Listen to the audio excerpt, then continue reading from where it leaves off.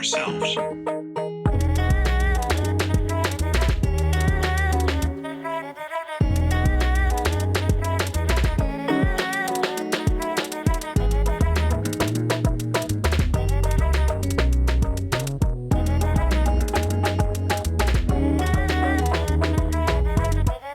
Knowledge is power.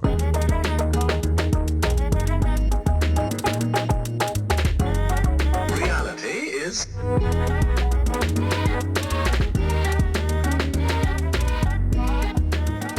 Hey man, I'm really honored to get the invites here. I was listening to your show, love it, awesome. I appreciate your authenticity, your curiosity, and there's a great vibe coming from through your voice when you're speaking. I feel comforted. I feel like we've known each other for a while, so I'm excited to see where this conversation goes. Man, thank you so much. Yeah, I'm really happy to have you too, Brent. I've been consuming your content for some time, so it's cool to. I've actually thought about messaging you for quite some time to get you on here, but the scheduling for my podcast is a little wonky. My schedule is a bit inconsistent, so the last thing I would want to do is have to like reschedule because I get a gig that really needs me or something. So.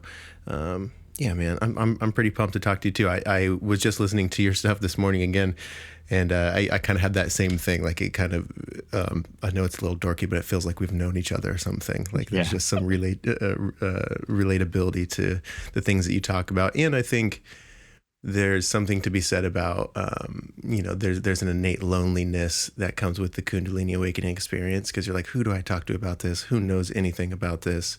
So just hearing someone who's gone through the same thing, you're like, oh, okay, that makes sense. Yeah. There's definitely a major overarching theme of being alone and confused and wondering what the hell's going on with you, for sure. Yeah, and then and then trying to explain to someone, because people want to listen to us. People, who love us are, they're open-eared in every way. They're like, I want to help you. What are you going through? Seems like you're going through something. But then you try to explain, a way that you put it before was a snake coming out of your butt.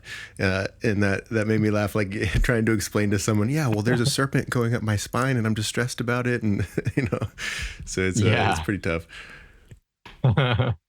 Well, cool, man. So like I said, it's pretty casual on my end. I like to be able to have space for both of us to kind of ramble on, and stumble upon the questions that are natural. But I would love to start with kind of your bio, your background. Who are you? How did you get into Kundalini Awakening? And then we can kind of go, what is Kundalini Awakening after that? And we'll let it rip after that. So I would love to know, Brent, who are you? What is it that you do? Well, I go by Brent Spirit. Of course, that's an alias. My first name is Brent. Spirit came about it was just a branding issue. I work as a photographer under my my given name. And when I began doing this spiritual work, maybe you've experienced it yourself, Jacob. I know you're involved in a few things. Branding is a whole challenge. How do you present yourself? So I was doing photography, and of course I'm interested in Kundalini Awakening, spiritual awakening, some kind of weird stuff. And initially I started just as my given name with these two different very, very conflicting explorations, and people were getting a little freaked out and stuff. So I had to separate my brands. And so I came up with Brent Spirit just to denote the, the spiritual aspect. So I go by Brent Spirit. And I like to say that I'm a spiritual teacher. Over the past 15 years or so, I've undergone a pretty intense spiritual awakening journey involving things like Kundalini Awakening, Kundalini process. There's been some interesting shifts in perception, some ups and downs overall that we'll get into. But in short, after some of the shifts that I went through, I began writing online.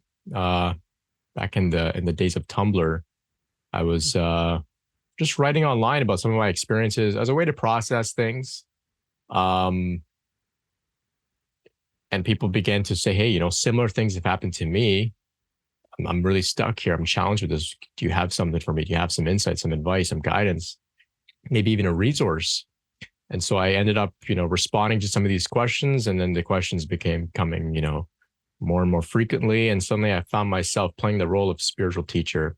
So that's how I found myself in this role. But we can backtrack a little bit and explore a little bit of how this all began for me. So I've told my story in a few different places already. So I'll try and come at it from a different angle. Maybe there's some things that we can discuss a little more. I know in some of your episodes, you were talking about things like dissociation, this kind of being out of your body, being disembodied, this type of thing. And so in reflecting on, how our conversation might go, I thought maybe I could start talking a little bit about my experiences of dissociation. So as a young kid, I felt very free in the sense that I didn't feel that I was this body or I was the mind. I don't even think I had formulated an ego per se. This identity of like Brent, the little boy. I don't think there was Brent, the little boy. There was just life. And I was experiencing life. And there wasn't a clear distinction between I'm here and the world is out there. There wasn't like a separation. It was just life happening. Of course, I couldn't articulate any of this back then. Looking back now, I can put some words to it, but still, I don't think it really captures it. But it was basically a sort of meditative state, free from the attachment and identification with the body. And from that freedom also came the space to, I guess, what we would call dissociate. So as I became to get older, I would go through different experiences that would now begin to form this identity of Brent. I began to feel that I was my body and the world was out there, and maybe there were threats in the world. And so I had to protect this body. I had to protect this ego, this mind, who could be threatened, challenged, offended, hurt, traumatized, labeled, all these sorts of things. So then this ego began to form, identification with the body began to form. But I found myself at times when I was going through something traumatic, maybe even if I was just getting, lectured by my parents because I had done something wrong, I found myself dissociating and leaving my body. And it felt like a protective mechanism, a survival mechanism to avoid the intense situation. So I found myself leaving my body. But from there, it wasn't like when I was a younger kid. It was now a little bit uncomfortable and scary. And I remember, maybe somebody was threatening me or scolding me. Or, one time I remember I had done something wrong. The teacher took me outside the classroom and was talking to me in the hallway. And I remember leaving my body. She became like very tiny in my perception, like a little tiny little person. Just her head was just, scolding me, and I was just listening to this talking happening, but completely out of my body in a place where I felt safe. And so there was like this blending of this meditative state, this dissociative state, using it. Initially it was freedom. Now it was more of like escaping to survive. So there's like these themes that were emerging. Eventually in high school, I found myself really depressed. I'd gone through some heartbreak, the ups and downs of high school. And I don't think that it's unusual. I think we all go through some sort of chaos in high school. But for whatever reason, I was really sensitive and fell into a really deep depression. At the time, I didn't know it was depression. I didn't know what depression was. I didn't know what anxiety was. I just felt I'm sad. And of course, I'm sad. Life sucks. And so, it didn't seem like a mental health issue. I don't think mental health was even a conversation back then. About 15 years ago, it was. I imagine you two had, very little mental health awareness back then. Okay, yeah, go ahead. carry Yeah, on. yeah. Okay, yeah, yeah. So it was just I just felt alone, sad. I didn't know, who do I talk to? It was just like this experience I was having. But I found that instead of being able to now dissociate, I was like stuck in my body, like suffocating in this body, in the mind. I couldn't find any reprieve, any release, any spaciousness. It was me. I was completely identified with these feelings, completely identified with the mind. I was a victim to the world that, had victimized me, that was out there separate from me. And that meditative state I had as a child, even the ability to kind of dissociate, was completely unavailable to me. And so I felt like I was quite literally suffocating in my body. Eventually, I found ideas of meditation and mindfulness that laid a bit of a roadmap and pointed me towards getting a bit of spaciousness again. So if you're familiar with Eckhart Tolle, he's got the book, The Power of Now. He explains about how we become identified with the thoughts. We think that we are the thought stream. The pain in the body, we become identified with it.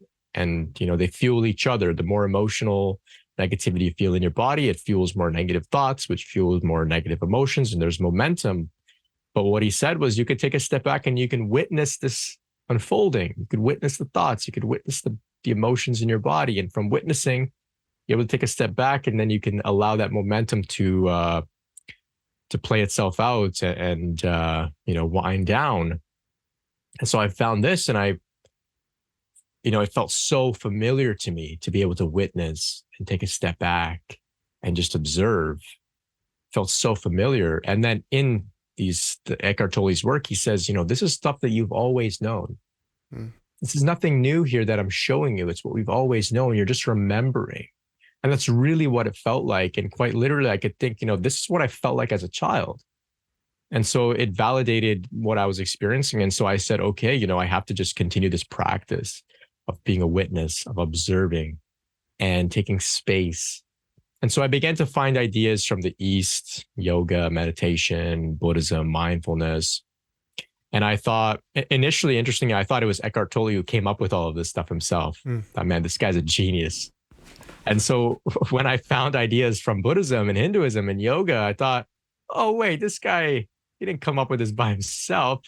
He's put it into words that I can understand. He stripped it out of the religious and cultural context so that I can digest it. And then still, that's a feat and an incredible accomplishment. Still so grateful for him. And so at some point, I thought, I'll try this thing called meditation. So before this, if I can clarify here, I was practicing witnessing just throughout my day. Like I would just sit and become like a field of awareness and look around. And maybe it was during work or play. But I didn't sit to meditate. So I thought, let me try this thing, to sit in meditation and turn inwards and see what that's all about. And still, my intention was to overcome depression and anxiety. It wasn't about enlightenment or self-realization or anything like that. It was just finding peace.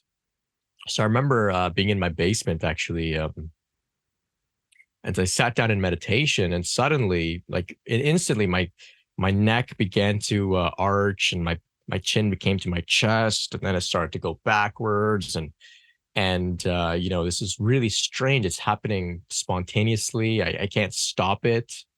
I don't know why this is doing this. And I felt almost like something was coming alive in me that was controlling my body in this way. I opened my eyes. I said, I don't know what that was about. I'm just going to not do that anymore. I left it at that. I said, I'm happy with the mindfulness approaches, just, being out and about during my day, remembering to come into the present moment, to be a witness. I like those practices. They're working for me. I don't know what the heck that scary experience was about. I let it be. Didn't make much of it after that. Didn't talk to anybody about it. Left it at that. Now, I could pause there. Have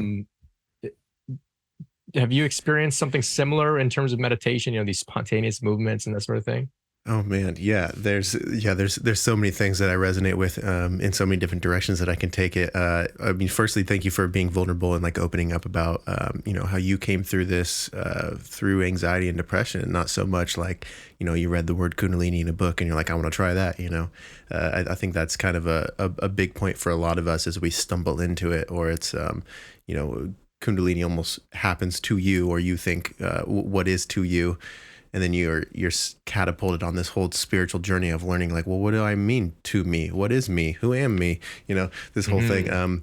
So yeah, I totally had very, very similar, the spontaneous, I think I've heard you talk about it in other podcasts as well, as the spontaneous, like, stretching and yoga and breath work and meditation. Like, you just couldn't not meditate. Like, you start to become obsessed with it. Like, what, like, you can't go about your everyday life, joking about, TV commercial ads and stuff with everybody when you're just thinking about being miles away from this meta perspective of who am I and what is this? And, once you're, I think it was the same thing for me. So it's funny because it's both terrifying, but also so interesting, right? So you learn about this thing, you have this disassociative state, and you recognize, because your body is filled with fear, and you recognize it as kind of a defense mechanism in some ways. But then it's also, like we were talking about at the beginning, it's this weird remembering. It's like when you're reading Eckhart Tolle's book, he's speaking to something where you're like, I already know this in a weird way. He's almost just repainting a picture, or kind of like uncovering a picture that you think you've seen before, and I do think that it's often locked behind, a lot of our modern world is kind of, this information is hid behind spiritual texts or religious books or things. And that kind of turns a lot of us off. We're like, I don't know about that, or we only have one version of it and it doesn't include the whole thing. So yeah, in any sort of opening to explain, I think that once we start to learn about this stuff, if we've had a Kundalini awakening or any sort of awakening experience, there is, we just feel heard, like our real self feels heard and seen in a sense. I think that you're far from alone in Eckhart Tolle being one of your first spiritual teachers on the path. I know people personally, as well as there's a spiritual teacher. Have you heard of Aaron Abke on YouTube? Yeah, I have. Yeah, so he was an evangelical pastor's kid, and he had a lot of similar stuff. He had a Kundalini awakening, but one of his first kind of profound, he had a few weeks of samadhi, and it was caused by him on his break. He's working at Google as a personal trainer, and he was on his break at work listening to Eckhart Tolle audiobook. And he said it kind of like set him into this state for multiple weeks of just like, kind of what we would consider an enlightened state. And then he describes how, he had things in his personal, grounded life that happened and kind of led him out of it. But yeah, okay. I'm trying to think of where we could take it. So you had this experience, and then so you're taking some time to learn about it, to read about it, trying to understand what happened to me. It sounds like you becoming kind of teaching people was sort of a natural thing. So how does this equate with your upbringing of what you knew of spirituality? And I think did you say you were raised in Catholicism? Have I heard that? Okay, so Yeah. what were the things that kind of stayed from what you knew back then, and what were the things that you kind of had to relearn? I mean, so like this different belief system, how was it different than what you had learned when you were a child? Well, it took me a long time to make sense of some of the more Western religions, Catholicism in particular. And I'm still learning it and making more and more sense about it. But in short, I was raised to believe that God was up in the sky and that we were the poor, lowly sinners on earth, separate. And we had to earn our way to connecting with God in heaven when we died. And by default, we were shameful, unworthy sinners, original sin and that sort of thing. And so when I began to understand, I recognize, well, there are people like Eckhart Tolle who are living in a very heightened state of consciousness and they haven't died. They're still here. So I thought, to hell with this Western idea of God being up in the sky. I let it all go. I became rather resentful of it, for the shame, the guilt, the lies, the mass manipulation that I was seeing, the industry of organized religion. But coming back around, I came to see that at least in my, it's a general statement here, but it seems that all of these organized religions were formed around a mystic who had recognized that God wasn't up in the sky, that God was within. And they began to, share a message of that. And that message became watered down and used to, control with fear or manipulation and whatnot. And so if we look at, Christianity, Jesus was a mystic. He was a mystic that had engaged in rigorous spiritual practice and devotion and recognized that he was the Son of God. In other words, he was in a state of union with God, which is what yoga is. Yoga means union with God. We look at Buddhism, the same thing. He recognized enlightenment. It's different ways and different ways of looking at it, but in a sense, the Buddha was also a mystic. And so I said, well, instead of worshiping these people, I can do my best to try and move towards what they had realized, like Eckhart Tolle. And then I began to find that there were people all over the world that were living in these, mystical states, teaching about it.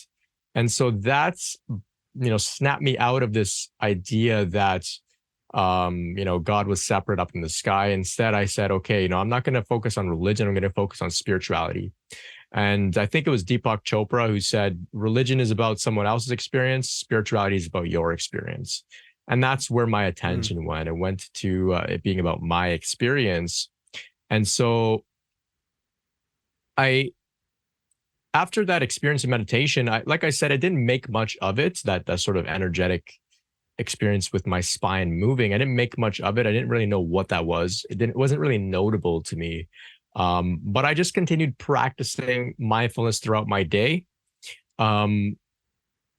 Eventually, it moved from trying to overcome depression, because I think I had I made a lot of progress on those fronts. Then it became I said, well, I can continue these practices and move towards something like enlightenment or mysticism or yoga, union with the divine. And so I continued on with those practices, but for a long time, there was no energetic component after that. It was solely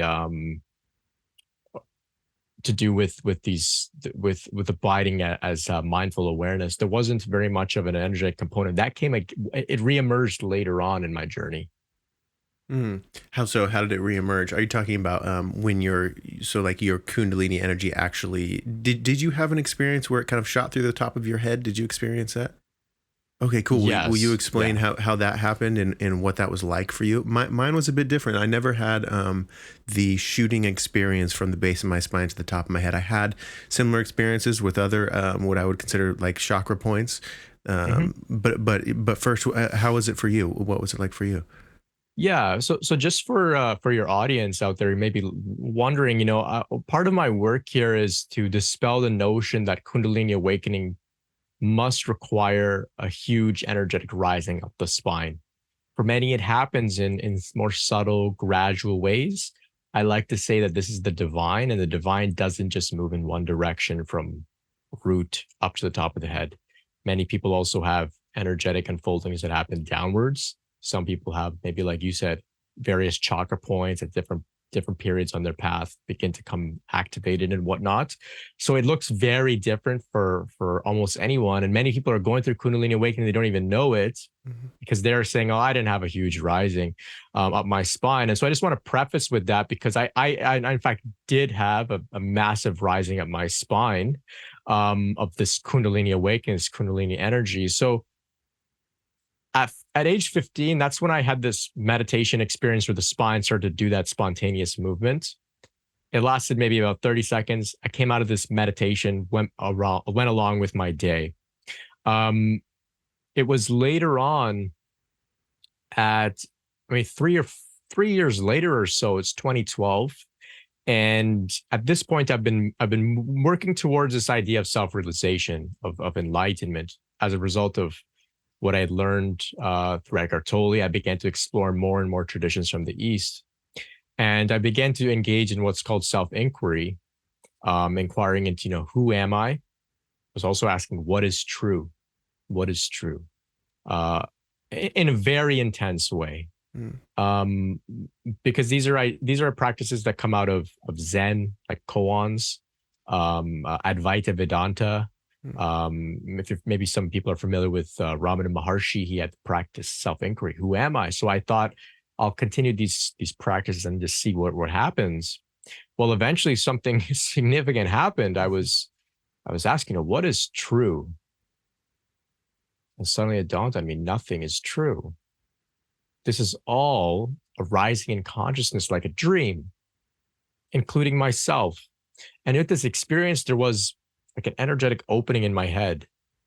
It felt like my head became so spacious. And in my head, it was completely empty. There was no sense of identity of Brent, the ego, the me, I. There were thoughts, but I recognized that the thoughts were just, there was initially a void, and a thought would arise. Then that thought would pass away back into the void. And then another thought would arise. And I saw all this is just thoughts arising one at a time. That's not me. It's quite literally just one thought arising at a time. There's no center there that I could say, okay, yeah, this is me, this is I, this is Brent, this is the ego, this is myself.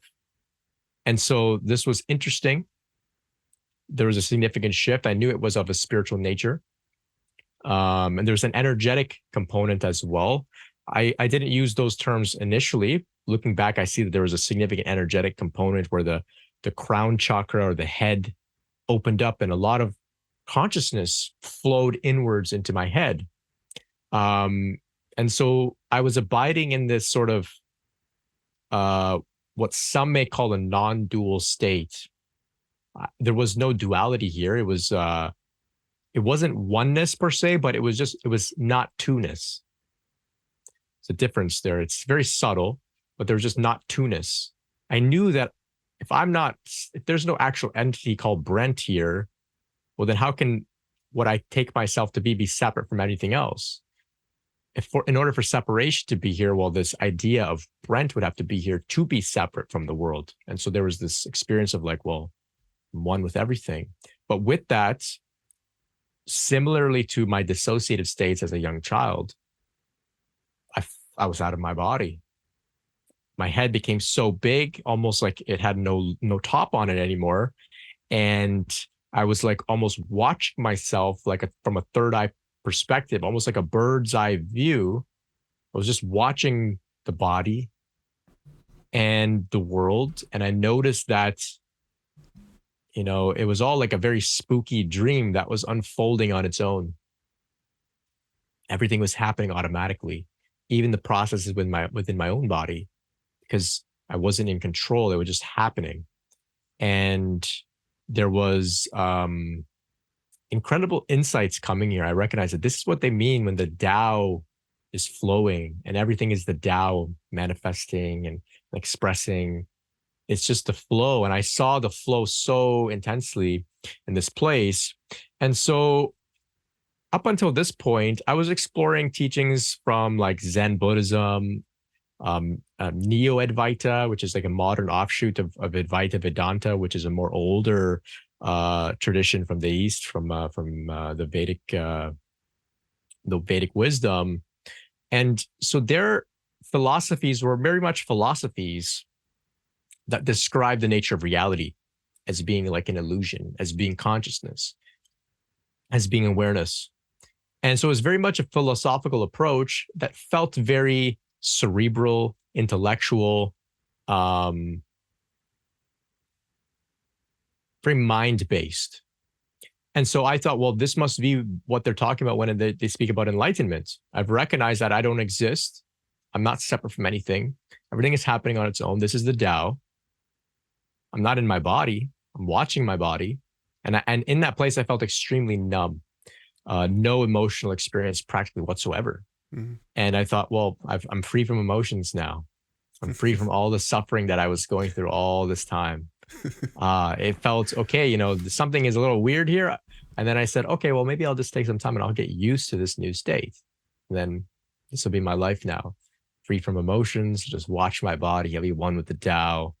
And so that's where there were some challenges there. I could talk a little bit about it as well, because I did eventually come across a text that described depersonalization, uh, also called DPDR, depersonalization, derealization, Mm. and Zen sickness or emptiness sickness, in which they describe that some people within Zen, for example, if they're meditating a lot, they can experience this Zen sickness where they become depersonalized and they feel like everything has become a dream. And I thought, oh, this is actually what I'm experiencing. Mm-hmm. Zen sickness. Something is not complete here. Something is a little off. And so from there, I said, okay, this must not be the final stage. Clearly, this is a documented experience. And so I got to figure out how to cure myself of Zen sickness. And I thought, I had a Buddhism teacher in a university course, not a spiritual teacher, a professor, I should say, professor. And so I thought, well, maybe they'll have some answers for me. So I approached them and said, hey, I'm experiencing Zen sickness. And I remember talking to them, feeling completely out of my body. And she said, that's interesting, but honestly, I can't help you. I don't know much Had she about heard this. about it at all? She. From what I could tell, she hadn't heard about Zen sickness and she wasn't a practiced meditator. I think Mm. she had a more of an interest in the cultural implications of Buddhism, the ethical and cultural implications, and that was her focus. But Mm. when it came to the direct experience of the individual who's practicing these spiritual traditions, Mm. meditation, she admitted, I can't help you. I don't practice this. Could I And ask you, Brent, yeah, how this made you feel in this? It seems important to ask, like when of you course. opened up to her about this thing, like, hey, I'm going through this, like, insane thing that you're probably barely able to put words around, and you just assume like she could probably help me. She knows about this stuff. I've heard her mention Zen before, ever, whatever. And then when she was like, I don't know about it. How did that make you feel? Did that send you backwards at all, or? Yeah, it was horrifying. It was quite literally horrifying because within Zen sickness, within what I was experiencing, I felt like everything was a dream. I felt like nothing was real, nothing was true. And so when I read about Zen sickness, I thought, okay, so maybe I'm not actually alone in this dream, and there are actual people out there that can help me get back to feeling real again. And so when I approached her and she gave me this response, I can't help you, Brent, it further validated my mindset or my perspective or what had happened to me, in that I felt, wow, I am alone. And she is like a character in my dream. Mm. Um, that's what a character would say. If you're in a dream and you try to say, hey, buddy, we're dreaming, they'd say, no, we're not. Uh-huh. Or even if you said, hey, can you help me get out of this dream? They say, what do you mean? Where do you want to go? Yeah. Right? They won't What dream? have anything for you, right? Yeah, what dream? What do you mean? And so it was like, okay, she's saying I can't help you. Um, and I could tell she felt a little embarrassed because, I mean, here she is, professor of Buddhism, unequipped to help me. And Mm. so out of her, I think her embarrassment, I think she tried to save a little bit of face by saying, I just moved here from Chicago. If we were back in Chicago, I would have maybe recommended, like a Zen teacher, but I don't know anybody here. Mm. And so I said, okay, why don't I figure out where the closest Zen place is? And they can help me. There's like a Zen monastery or something. There's got to be something. I was in Toronto. And so I found a Zen center and I thought, okay, I'll make my way over there. So it was a long bus ride. I remember being on the bus, looking around at everyone's face and just thinking, they have no idea what I'm going through. Like they have no idea what just happened to my mind. My mind was quite literally blown apart.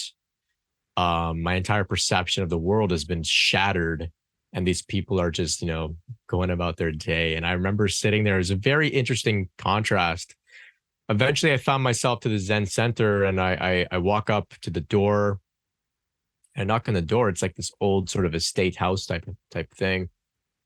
Man opens the door and I say, hey, look, man, I think I'm going through Zen sickness. I need help. I don't know what's wrong. But I know that something is wrong. Um, and he says, oh, the teacher's not here. Mm. And to be honest, they don't really help people off the street. And I thought, oh my God, another dead end. Um, and he says, give me a second. And he comes back, he gives me a paper, and it's like a mental health crisis hotline. So it's call these people, they'll help you. And I remember looking at this and thinking, man, this is spiritual. This is a spiritual crisis or emergency that I'm going through. I don't think I had those words yet, but I knew that this wasn't solely mental illness. Mm. This was spiritual in nature because it coincided so closely with what I had read as descriptions of these awakenings and experiences of Satori and ego death and no self. It was consistent with those experiences. And so I knew if I call these people, they may not, they may be even less equipped than my Buddhist teacher or less equipped than even this guy who was maybe practicing Zen. I don't know if he was a teacher or not, but even he couldn't even give me any word of advice. I don't know what somebody on a mental health crisis is going to say to me when I say, hey, I feel like, I'm a dream. My mind has been blasted open. I don't have an ego, or I've Mm. seen through my ego. What are they supposed to say to me? Right. And so I thought, this is spiritual in nature. And I took stock. I said, well, somehow I came across that term Zen sickness. Something is orchestrating this unfolding. And I tuned in and I felt the Tao, the flow of the Tao, the flow of life.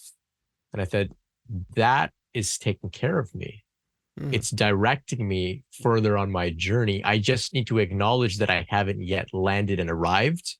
A significant shift has taken place, but I need to keep going and following whatever is supported me thus far, because I thought it was a great gift to even have come to realize what Zen sickness was. I forgot to mention it, but in my university course, the Buddhism course, I didn't do any of the readings. I was so busy with trying to become enlightened.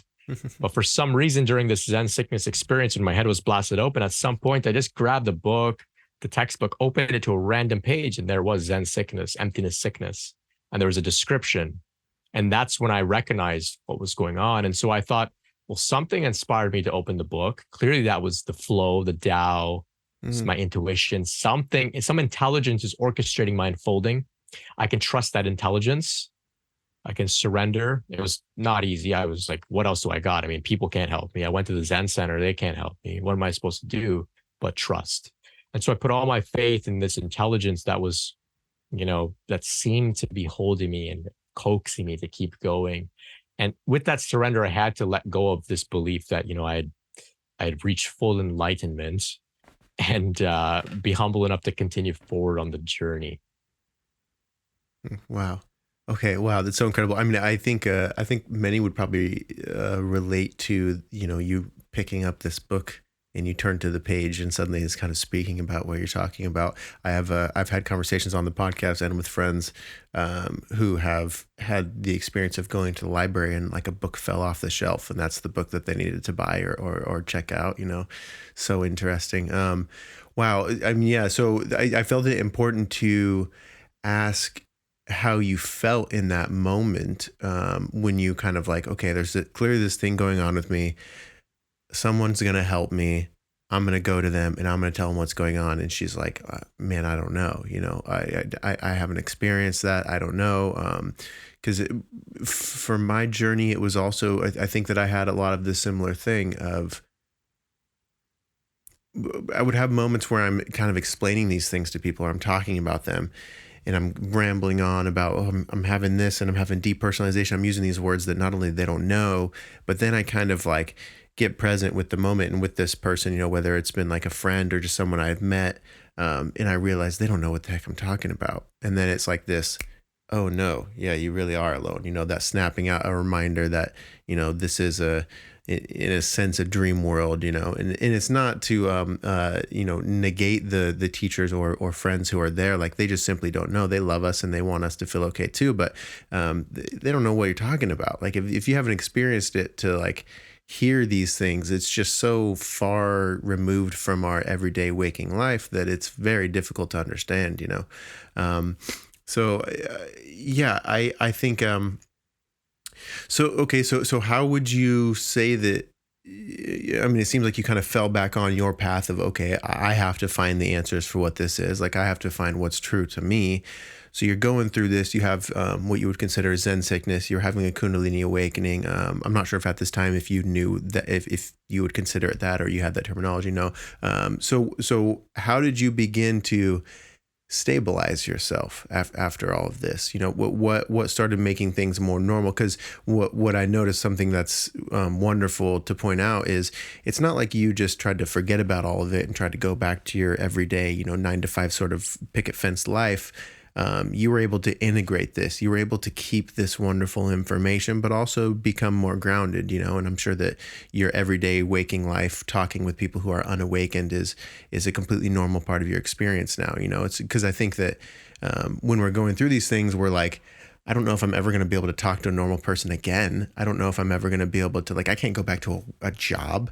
You know, this is so far fetched. But I mean, it seems that you have integrated these things and stabilized yourself. So what was the next step on your journey, Brent, of I guess integrating all of this? Because it seems like you've done so well. You know, it seems like now you're able to take the things that you've experienced, and, you know, you're a spiritual teacher now, and you're helping a lot of people who stumble across your videos. So, I mean, what was that jump like? How did you get to where, you know, kind of where you are now, so to say?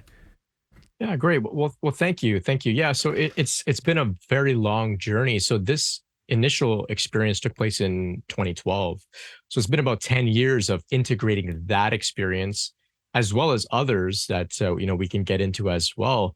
But that experience, going back to when we were talking about Kundalini Awakening and how it can move in different directions, it can be subtle, it can be intense, it can look very different. I would describe this as a top-down awakening. So there's the idea of the energy rising from the root upwards, but then some people can have this like top-down experience where the crown is what initially has that inpour of energy, and it could bring about a lot of um, interesting shifts in perception, shifts in the way that we view our own ego, and that sort of thing that I've been describing thus far. So it was a top-down awakening that I was experiencing. Now, I didn't know that it was a top-down experience. I thought that was the whole thing, because, like I said, the traditions that I was exploring were very much only based about on the head. They didn't openly talk about integration and embodiment like you've been describing. So I recognized that I was going through a spiritual unfolding, and I recognized I have to be humble and keep going, as opposed to thinking that it's done. Still, I recognize that there's a maturation process, an integration process, an embodiment process that has to follow in some respects. So I think around this time, a few days later, or maybe even the same day, I can't remember, but prior to this, I was eating a vegan diet. My intention was to support my spiritual awakening, and I thought this was the best sort of diet for that. And so when I realized everything was a dream, I said, what's the point of being a vegan? Like, it's all a dream. I can eat meat, forget all this diet stuff. And so I grabbed, I opened my fridge, you know, I had some pork chop in there. I fried it up, ate this pork chop, really enjoyed it. In hindsight, I can tell eating the meat was very grounding for me. It brought me a little bit more into my body.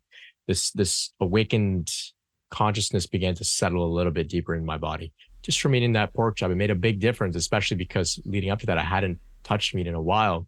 So energetically, meat is very grounding food. It's not for everybody.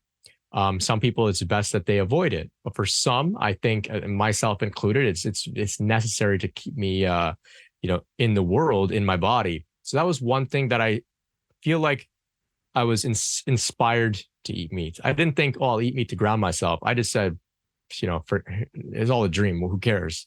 So I ate the meat.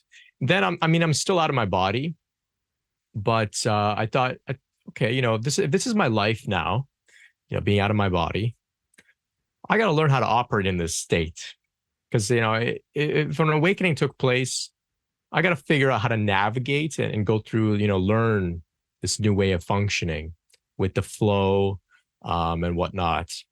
And so I said, why don't I go to one of those yoga classes, just see what it's like to move, being out of my body. Let's see what it's like to just kind of experience this.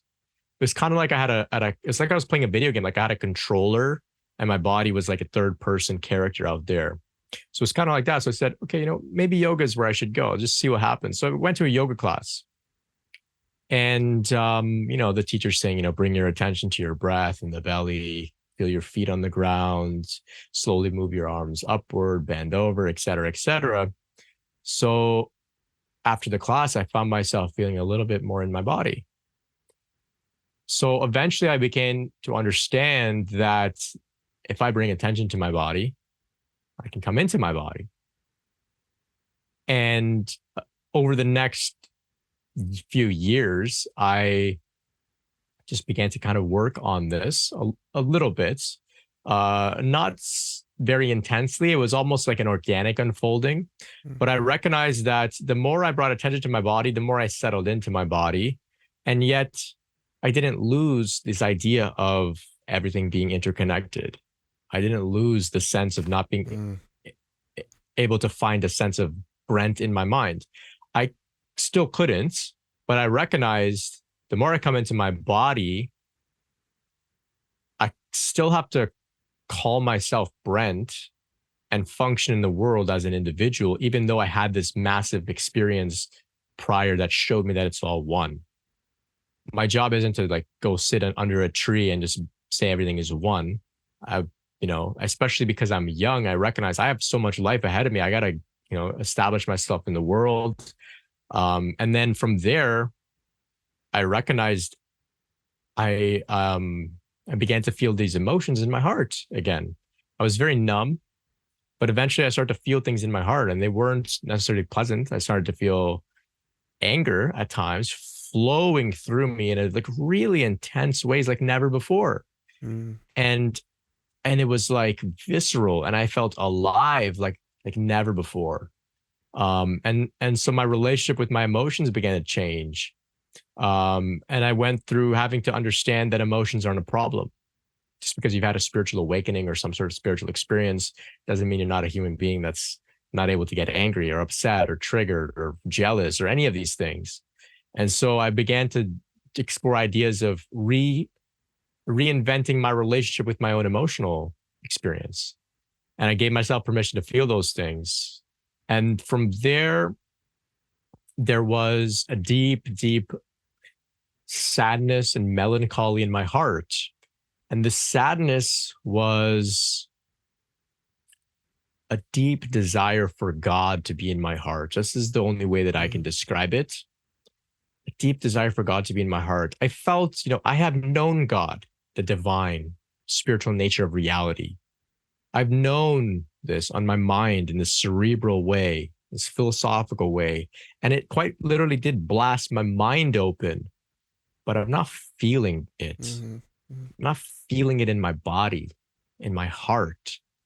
And so I began to feel this like deep longing and sadness and melancholy that was somewhat pleasant. I don't know if you're familiar with what I mean when I say there's something a little pleasant about melancholy. Longing is a perfect word that you use because there is like I've experienced this before. I know that it's true, but I just don't feel it right now, something like that. Yeah. Something about the pace of it. It's slow. It's poetic or something like that, but it felt warm. And I just decided to sit with this and just be with it. And so my meditation practice reemerged and it went from being this like very psychological or intellectual or mind-based meditation of just witnessing thoughts to just feeling this intense love and longing in my heart. And from there, I would meditate lying down and I would just feel this and I would feel my spine kind of becoming spontaneously moving again, like how it did when I initially was meditating that very first time. The spine would kind of flow, and it wasn't, for some reason, I didn't get afraid of it this time. I just let it happen. It just felt like I should just let it happen. It was kind of just this gentle spinal bending. this wasn't yet the major rising experience, but I could tell that now my awakening was moving into my body. And it was within the context of relationships that helped me to integrate as well. Excuse me. So you're asking about how I had spent, what I had done to integrate and embody. Well, I used relationships as the context. And so I thought, it doesn't matter how awakened I am. It doesn't matter if I've seen, beyond my ego or whatever, airy fairy ideas I have. I mean, how deeply can I relate with somebody?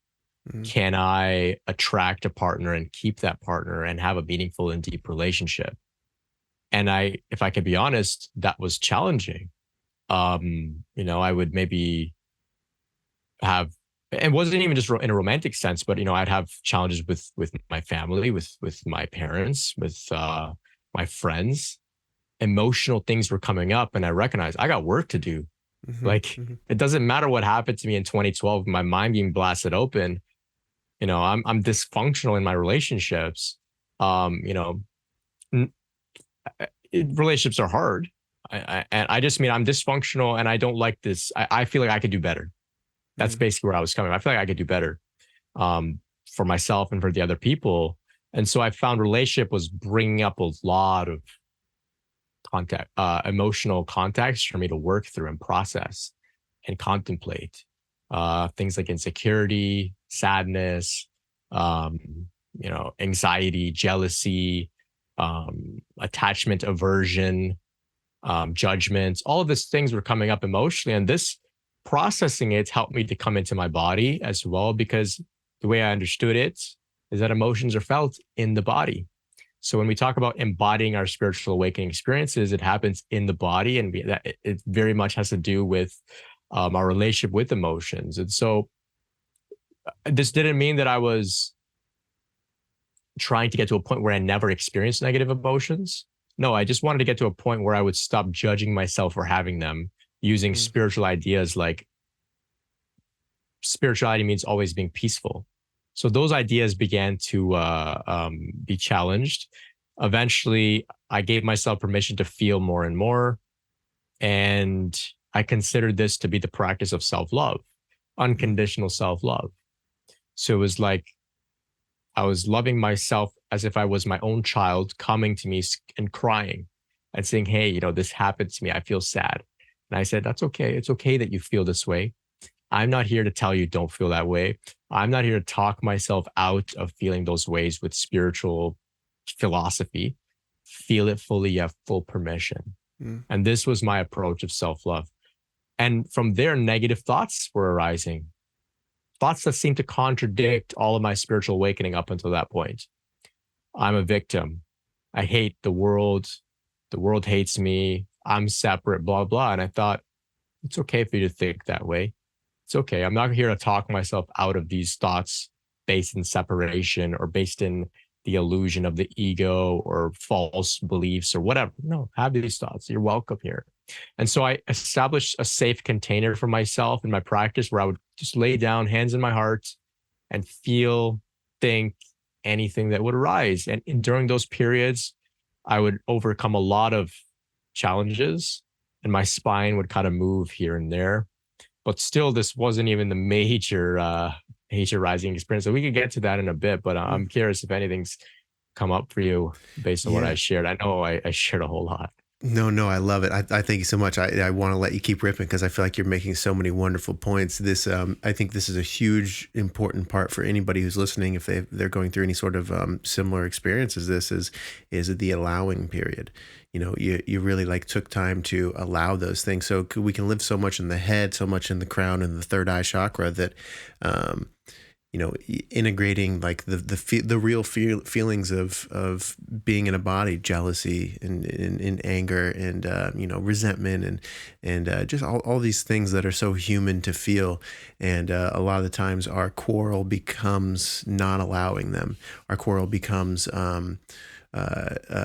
making ourselves feel so guilty and shameful for even having these feelings. And you're like, well, I thought that I was like this enlightened dude now, I shouldn't be feeling anger. And, here you are nonetheless. I think what is a huge part that took me a while to it helped me give grace to myself was, man, if I, like, there was a time in my life where I was feeling all these things and I wasn't aware of them. I was just acting through them. And like, Right. whoa, I must actually, if I give myself the grace of realizing that now that I'm aware of all these things, now I can allow them to be, and I can make a different choice. Meditation gives you that little gap to think something, but act in a different way. So, okay, cool. Now that I'm aware of all these things, I can realize they don't define me. They're not who I am, but I also don't have to act on those things. So maybe in relationship, in a romantic relationship, okay, here's jealousy, rather than like just saying that thing, rather than just expressing the jealousy and, getting caught up in the same karmic loop. Being able to see the jealousy happen in my body, be able to see the anger going on, being able to feel the anger and the, resentment or whatever it is rising from my heart. It's like, okay, well, all right, that's what that feels like in the body. This is part of the experience. And you can kind of tap in, it seems like, to the crown chakra, to the third eye chakra, of realizing the truth of the thing, and then connecting with like the acceptance, the acceptance of it. It's okay that this is here. It's all right. Just let it be. And there is almost this like unclenching of the fist when you allow something. The one of the four noble truths in Buddhism is acceptance, right? So it becomes this profound thing of allowing yourself to be so human, allowing yourself to consume the meat, allowing yourself to these other energy centers in our body. They deserve just as much. They deserve to be here just as much as the higher chakras, right? So, um, yeah. Okay. So, man, that's so great. I feel like there's so many similarities in my journey with what you're expressing, and it just excites me because I think that there's probably people who are listening who, might feel heard and seen in the same way. Okay. So, I would love to hear about the release of that you had of this. So, like, what was your step after this? So you're becoming aware. You're allowing these things. You're not, it doesn't seem like you're suffering as deeply in this moment. Correct me if I'm wrong, but it seems like you Mhm. feel like you're making some progress. You're integrating the spiritual version of yourself as well as the grounded, just human experience that you have going on. You're not rejecting one or the other. That's a huge thing. I think for many years I was like, I've got to be spiritual. I've got to be the meditator. I've got to be like, I can't have lust. I can't give in to my, like, just making myself feel shameful for eating Doritos or something, like, just this allowing this integration of the above and the below. It seems like this is kind of where you're at in your journey here that you're explaining. So what was this next step? What was this explosion of energy for you, Brent?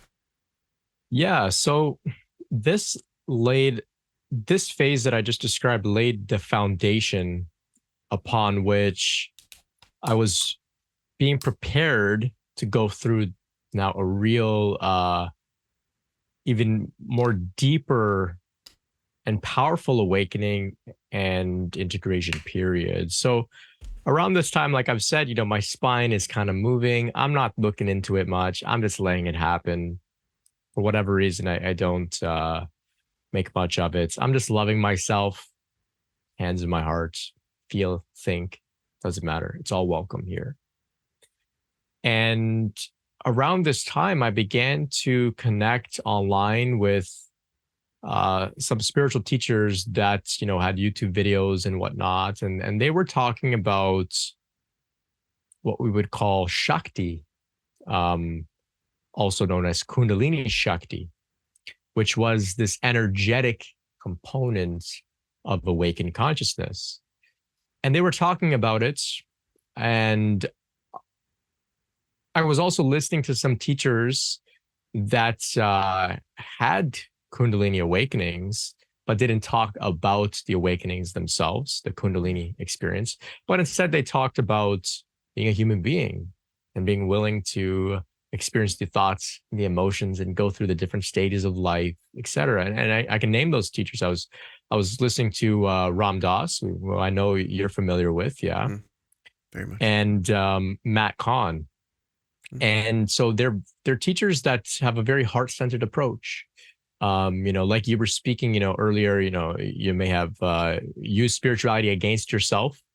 I can't eat the Doritos. That's not spiritual or whatever it is. But these guys, they never seem to imply that we should use spirituality against ourselves. Come as you are to the path, and it's okay. It's welcome. In fact, the path is welcoming and accepting yourself as you are with your thoughts, feelings, and emotions. And so I was hanging out with these teachers that were talking about these things, and there was a couple others. One of them I like. His name's David Sparrow. He was talking about Kundalini. I'll be honest, I didn't even know what the hell this guy was talking about. I would just listen to the videos and just kind of go into a sort of meditative state. And I would just listen. I don't even know what he's talking about. I don't know Kundalini. I don't know what he's talking about. Just listening. For some reason, I would just drawn to these videos and I'm just listening. And I would listen to Matt Kahn, and he would talk a lot about, like I was saying, using relationships as the context for our awakening and not feeling like we're a victim.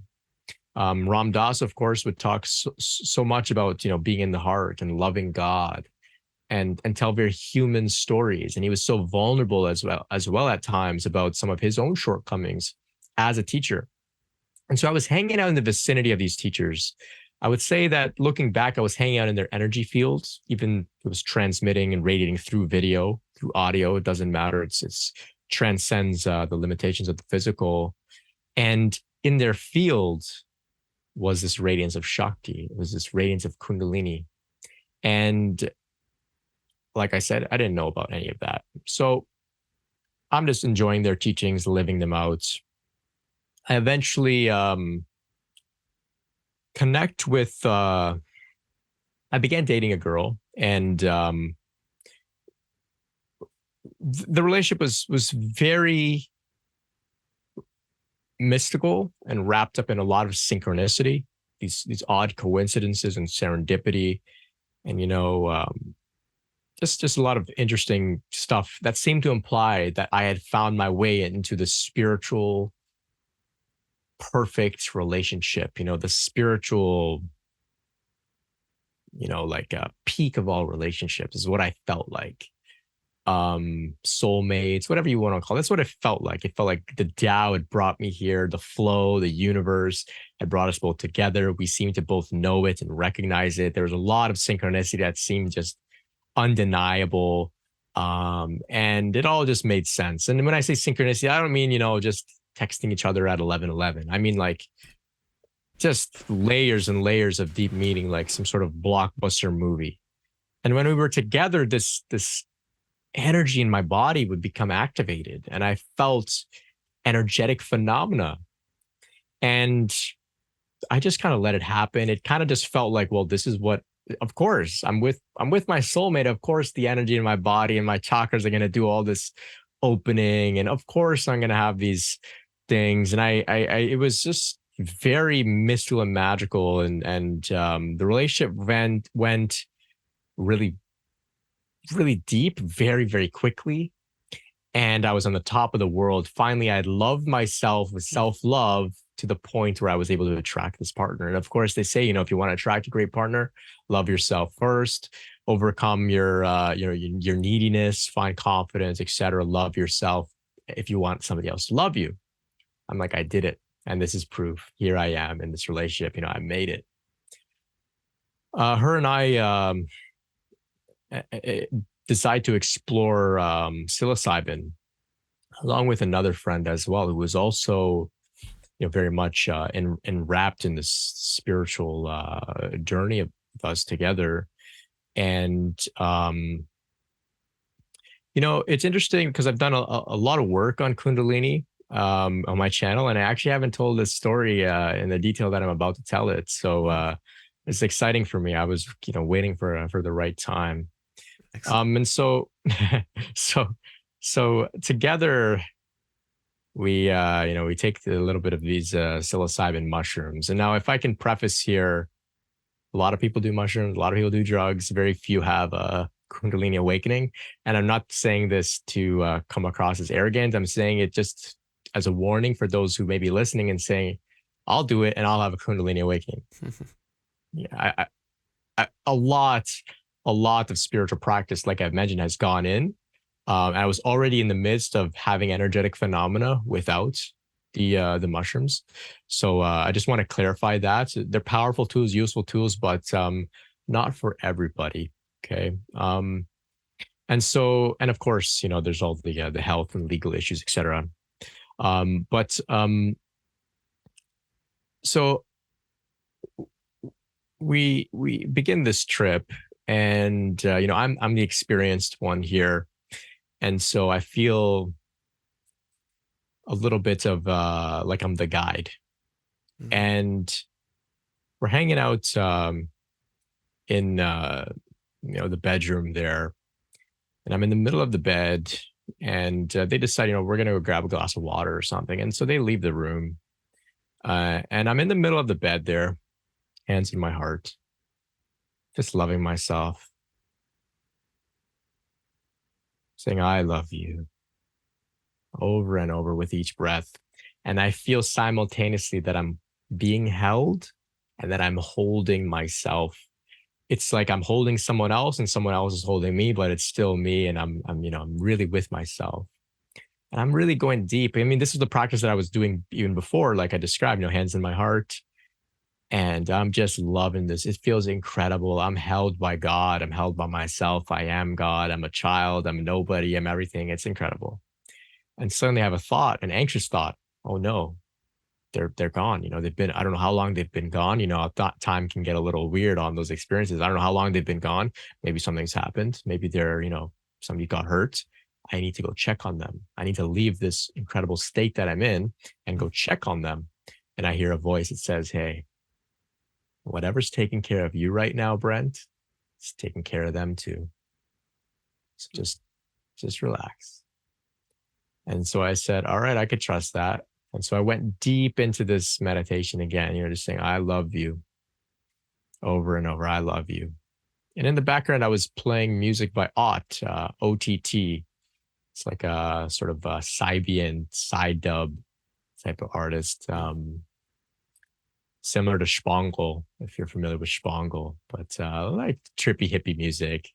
So I'm just really in this incredible experience in this room here, and our friend, she's an artist. She got a lot of cool art, and so I'm in a pretty comfortable place. And I'm doing this practice. I love you. And I'm just feeling it so fully. My heart is growing and growing, and suddenly I feel my spine arch, and it was like this explosion of energy from the base of my spine up my spinal column in two huge jolts like that. And it was orgasmic. It was orgasmic times 1,000. And I can only describe it as a freight train moving at light speed, squeezing itself through the shaft in my spinal column, all the way up to the top of my head, exploding out of my head. And I found myself in this vast spaciousness. And, it was like this incredible relief was here as well. And so I came back out of this experience after I don't know how long, but here I am in the room. And, I was like, oh my God, whoa. And I recognized, whoa, I'm alone. I thought I was quite literally having sex with my partner. And I look at my clothing, and I'm completely dry. I thought I had a release. Mm-hmm. I thought, what the heck was that? Like, that was some really intense orgasm that I had that blasted me up, out of my body into the ethers. Holy moly. And so then soon after they returned back into the room, and I'm looking at them, and I can't tell who I am anymore. I'm like, did I just come in the room? Who are we? And they're looking at me saying like, I don't know who we are. Like, am I you? Are you me? Hmm. We're all one. We all were experiencing this unity type consciousness type experience of open-hearted love, but it Hmm. was, I mean, I could look back at it now and say it was debilitating in the sense that I didn't know who I was. Like I could have been anybody in the room, Hmm. which was fascinating. It was incredible. Um, but I just want to clarify that because some may be thinking, well, that's the way that we need to, that's a state that we need to get Right. to operate in the world. I mean, no, you can't operate in the state. You got to have a sense of separation. But in the moment, it was like this total dissolution of ego and oneness and connection, the three of us. And So they, sorry, Brent. go So ahead. they were experiencing this too. Like The they were all. oneness, yeah. See, yeah, I think that's so fascinating. Wow. Yeah, Okay. it was very, very incredible. I think it has a lot to do with the psychedelic experience. Yeah. Not that not that the psychedelics were like tricking us into experiencing that. I think the psychedelics put our nervous systems in a state of being in frequency and vibration in order to Yeah. experience that. It's not just a hallucination. I think it's a real experience that we were having, 100%. Yeah. supported, because I know that people do experience these things without the use of psychedelics, right? Um, so we had this experience, and so I'm telling them, what just happened to me. I'm like, I had this huge orgasmic explosion up my spine, and my partner said, we were laying on the floor in the room, in the next bedroom, looking up at the stucco ceiling, and suddenly there was this massive explosion of the stucco, Huh. and I just knew that it happened at the same time, that I had this explosion. Wow. So from there, we just enjoyed this experience together, and eventually you come down, and the oneness experience began to fade and dissolve. It was a little bit more functional, but still there was a ongoing perception, like feeling, not just a knowing, but there's a feeling of, I'm connected with everything. And we went out later that evening. For some reason I felt called to just eat something vegetarian, which was unusual for me, but that's just what felt right. Um, and so we continued that day with having like a pretty incredible interconnectedness, um, that was waning, but a deep intimacy had formed. But the next day, I went to say bye to this, my quote unquote, who I thought was my soulmate at the time, and I can tell that as I go to say goodbye to her, there's like this little bit of distance between us Hmm. that I hadn't perceived before. And I said, "Ooh, I don't know if you've ever experienced that, but it's like this. Ooh, it's like a hit, and it's like getting punched in the chest. Like, Dude. oh, Yeah. there's some distance here. Oh, what happened?" And the next couple weeks, that distance began to grow, and I was experiencing a lot of emotional unsteadiness, loopiness, anxiety, feeling like I was like kind of frantic and uncontrollable emotions. And I was mourning the end of this relationship before it was coming because I somewhat knew it was coming. Hmm. And I I didn't know that this was Kundalini Awakening up until this point. So I was just tripping out, feeling very emotional, ungrounded, anxious, vibrating. My body was buzzing, issues with sleep, and the impending end of this relationship that I could just intuitively, I just knew that, something was gonna, the shoe was gonna drop or something, like whatever.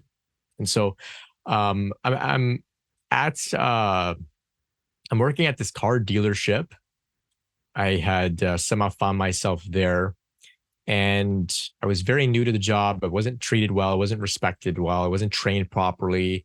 And there's three people in my department. Two guys were going on extended trips. And so they sit me down and they try to explain to me a long, confusing process of what I'm supposed to do while they're away to manage this parts department. And I can't handle what they're saying. I know that, like I'm going through this extreme emotional instability, energetic instability. I'm very ungrounded. Psychologically, I'm a mess. This relationship went from being incredible to now suddenly this distance. And they're telling me, I'm going to take a lot of responsibility on at this job that I haven't been trained for. And they're both leaving on these trips. And so I'm like, I can't handle this. Like, this is just so much that they're asking of me, plus in my state of being here.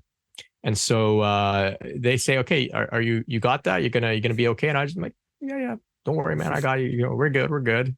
And so I get a text message from my girlfriend at the time, and she says, hey, Brent, I met up with my ex yesterday, and we're gonna get back together, and you and I are done. And I have this panic attack at this moment, this huge panic attack. And these two guys had left to go for a smoke break. Something came over me. I find myself grabbing my jacket involuntarily. I look at my feet quite literally. It was like I was dissociated, but I look down at my feet. My feet are walking out the door. And I remember thinking, I'm walking off the job. Interesting. And I walk out the door. I get on the bus. I head home. And I just sat in my room and continued to love myself because that's all I knew. It was working in the past. I just have to continue loving myself through all this ordeal. Eventually, I described some of the experience to a friend, and she said, hey, that sounds like Kundalini Awakening. Ram Dass spoke about his Kundalini Awakening. Talks about the energy rising up his spine. And I thought, oh my God, I had a Kundalini Awakening. And suddenly I'm like, I was listening to these guys the whole time, Ram Dass. I was listening to Matt Kahn. He had a Kundalini Awakening. He doesn't talk about it much. I was listening to David Sparrow, and he would talk openly about Kundalini Awakening. And like I said, I would just kind of listen. I didn't even know what this guy was talking about. So I'm like, oh my God, I experienced this, what I was aware of this whole time. And it took me a couple of weeks to make sense of this experience. To come up with what I had gone through. And suddenly I'm like, oh my God, I had a Kundalini Awakening. And that explains why I'm so messed up and out of my body and energetically unstable and feeling all this electricity and vibrations in my body and can't sleep. Okay. And so I knew, I did a bit of research or something. I thought, okay, I'm going through a purification period. The energy is bringing up all of the unaddressed issues that I've been carrying in my life. Much of it, maybe I thought I was over. Maybe I thought I had overcome insecurity. Nope. I thought I had overcome grief and confusion and sadness, trauma. I thought I had addressed all of that. No. And so I sat in my room and I continued with the practice that I was doing before the awakening, the practice I was doing during the awakening, which of course, hands in my heart, saying, I love you to whatever was arising. And intense things were coming up. A lot of grief around the heartbreak, things from the past, from childhood, raw things, emotions without a label, without content, just raw sadness, grief. And I could tell that this was something from the collective. Not that I was healing the world per se. It was more like this is a collective wound that I've inherited just because I'm a human being on this earth. Those things were rising. Past life memories were rising. All sorts of difficult things, emotional. I was crying, vomiting, fevers. Oh, the fevers were intense, sweating, cold sweats, all sorts of really challenging things. But fortunately, I knew what I was going through. I knew it was Kundalini. Up until this point, I had developed this relationship with, like I was saying, the word I'm using lately has been the Tao. I had this relationship with the Tao. I knew that I was supported. It had supported me from day one just by bringing me Eckhart Tolle's book. And I just gave all my faith to it. I said, please, just like, don't drop me now. Don't abandon me now. I'm trusting you. I'm trusting that this is going to work out. It's not happening for no reason. And so I moved through this process 6 weeks straight. I just meditated 6-7 hours a day, not because I was a monk or something. It was just, I didn't know, there was nothing else for me to do. The intention, the emotions were coming up so intensely. I had no other choice. I just had to sit with it. And I would go through a healing cycle. And when I refer to a healing cycle, I mean like a phase. It could be a couple days, it could be 6 hours, it could be one night, it could be a weekend, whatever, where I would be processing some difficult emotions. But when that phase ended, quite literally, I felt healed, transformed, more peaceful, more spacious, more safe in my body. And so I caught on to what was going on here. I caught on. I said, every time there's a cycle of something coming up, I go through it, I come out on the other side transformed. And so I developed Yeah. more and more faith and confidence in the process. And so I continued with this process for, like I said, 6 weeks were the most intense. Then eventually it started to get a little bit more gradual and subtle, and I felt more stable.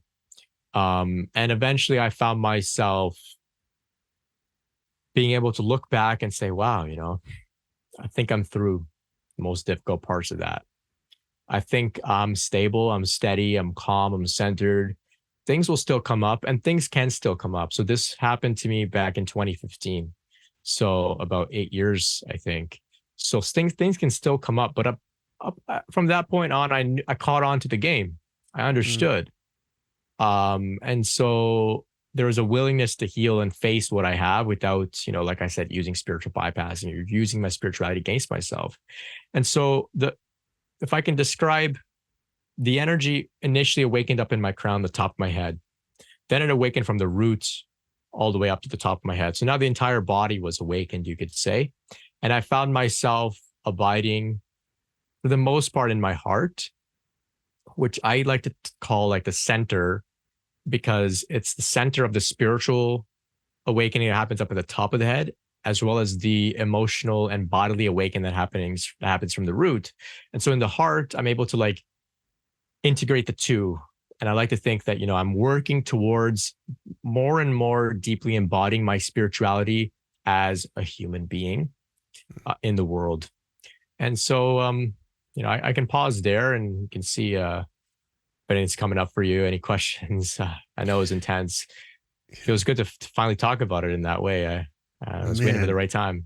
Oh, beautiful. Yeah, yeah. I mean, dude, thank you so much for sharing all that. Like it's such a, it's such an innately personal thing, but like I said, I mean, and I think probably like your journey as well is when we hear other people telling about their versions of it or like how they went through it, it's like such this feeling of being heard. You're like, "Oh gosh," like with you, you're like, "Oh, wow.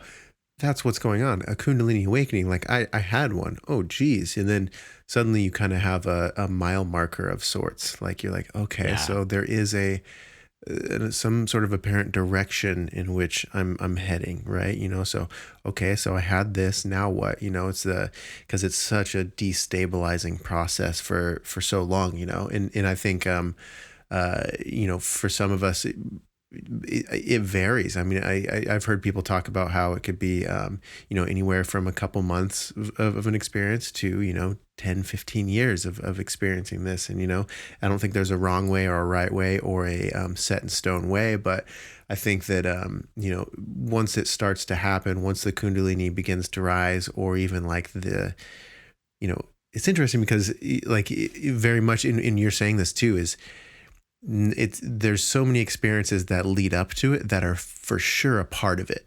It's not like your Kundalini awakening only starts when it rises up your spine. You have like some sort of awakening experience, like for you on the psychedelics, where, you kind of like saw this white light and it was like this orgasmic feeling through your body. Like that's as much the Kundalini awakening as the things that led up to it over the course of Right. the few years. So, one thing that I noticed for me, I've always had this fascination with time. Like time is always so interesting to me in so many levels. Like my first 8 years of being a DJ and performing and stuff, I went by DJ Kronos, who's the Greek titan of time. And I was just like, man, if I could just, there's those moments where an artist on stage could make you just like time just goes by so fast. Suddenly you realize it's been 45 minutes, but you've just been transcended and transported in this way. Always thought that was fascinating. But I think that it's funny because I didn't even realize my fascination with time is like spiritual. It's because when these things happen to you, you start to realize the connectiveness of everything. And once you allow, your journey to happen, you're like, oh, of course. So I had to have those things happen to me when I was a child, or else I wouldn't be this version, or I wouldn't be able to like, speak about these versions of these things that are happening to me now. Yeah. So the understanding of time itself seems to kind of change when you're on a spiritual journey. And I don't know if it's just with Kundalini or awakenings or whatnot, but I think a lot of people can kind of resonate with seeing how the series of events that led up to the spiritual awakening and where we are now are, it sounds kind of cheesy, but like they're also perfect. They're 100%. It's like of course those things had to happen for me to be this integrated, not, for lack of a better term, actualized. Like I'm some version of my actualized self, or I'm where I'm supposed to be on my path. Not an arrival of being, an actualized avatar or something, but yeah, it just kind of gets you to be right where you're at now. Wow. Okay. So now that you have gone through these things, I think for me, there was moments where I was so enthralled and so like obsessed with, because I had a similar where I was like, I couldn't help but meditate like for a long periods of time. I couldn't help but do yoga. Like it's so interesting because it was such like a kooky, weird, insane moment of my life, but it was all I could do. Like, so I'd wake up in the morning, and luckily for a while I had this like schedule where I would have like long bouts I would have weeks or months where I'm not really working, or I'm not really having to do much, I'm not really having to be social. So I can kind of be in these esoteric realms for a long time where I'm reading a ton of philosophy, I'm listening to audiobooks, I'm like going on long runs listening to, Ram Dass or any of these spiritual teachers.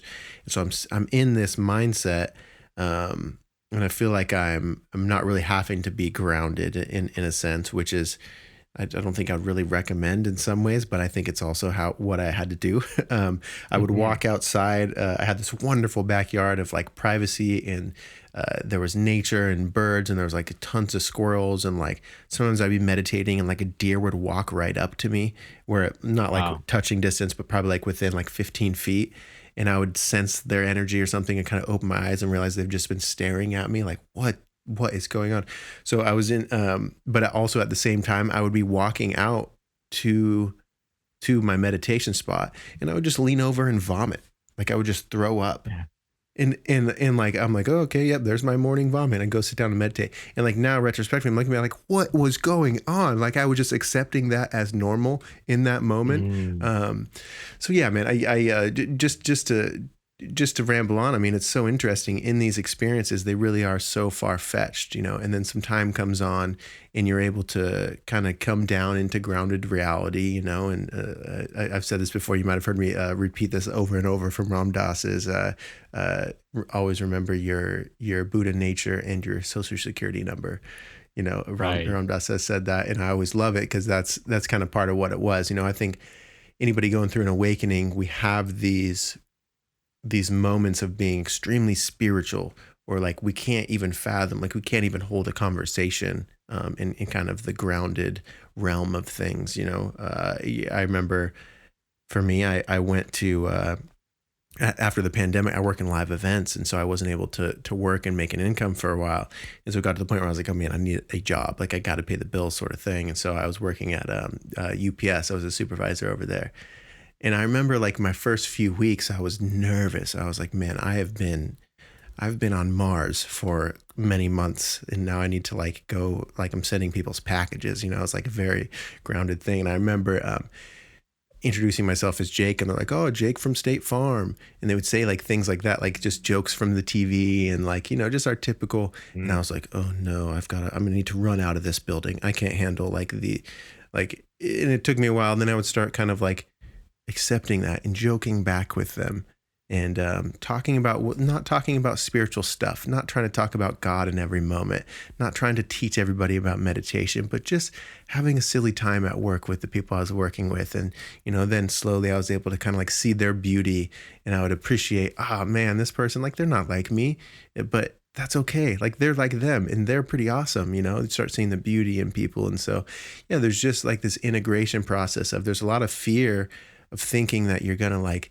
lose your spiritual knowledge or like, man, I think I was up there on the mountain and I've got to descend down. And I think that you've described in your ways, Brent, like a beautiful way of, of having both, you know, in a sense, like there's this, uh, um, I don't probably not the right term, but as above, so below. Like you're able to kind of the integration of being spiritual and being a grounded a human. We're in this body, we're in this meat suit and all this, and I think I don't know. I think that's an important part to point out because there's often points for me. Another experience that happened for me was when I first kind of had mine didn't shoot out of my head, but I had my mind connected to my heart. And it was this insane experience that like lasted multiple days of being in this, like, it was disassociative, but I felt very stuck in my body. And I remember searching online. I was just on Reddit. I even posted on a Reddit forum. I forget which one, like asking for help. And I was like, I think that I went too far. I think that I opened my third eye. I can't close it. I didn't know what I was talking about. I was literally searching up YouTube videos, how to close your third eye, like, because I was just so ungrounded in so many ways. But, now my understanding of those sorts of things, like it's not that you need to shut down one or add more to the other. There is like a natural balance and integration that seems to happen. So yeah, okay. So we've still got some time left. I do have I had a couple notes for you, Brent. And of course, if there's anything else you want to mention, for sure, bring it in. But I was curious. So you were talking about this moment where you had this experience and you had two people around you, two people who were close, and you kind of had a synchronistic, like you felt this bright white light. You had this orgasmic feeling, and they also had some correlation of feeling the same thing.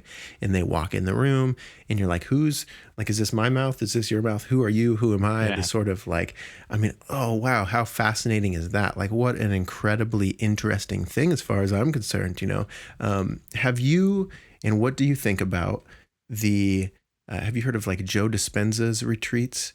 Hmm. If you heard of Joe Dispenza, so he, I mean, I don't know how exactly to put it, but I think that he's basically having giant, like convention center level retreats, multiple days long, where he's activating people's Kundalini, and not just him. I'm sure these people, their life has led them to these.